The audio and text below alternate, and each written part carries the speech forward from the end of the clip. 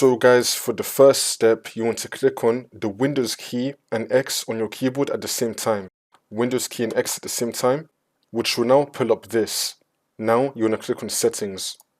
And now once we're here, on the left hand side, you want to click on Windows Update.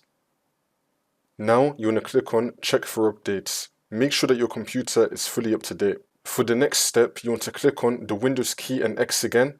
And this time, you want to click on Terminal Admin. And then click on Yes. And now once you're on this, you want to type in sfc /scan now and then click on Enter. And you now want to run this scan. Wait for this to load. I'm going to skip the video to when the scan will be fully completed. And then once that's been done, now you want to type in dism /online /cleanup -image /restore health. And then click on Enter.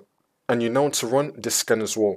Again, I'm going to skip the video to when the scan will be fully completed. And then once that's been done, for the last step, you just want to restart your computer. And then the problem should be fixed.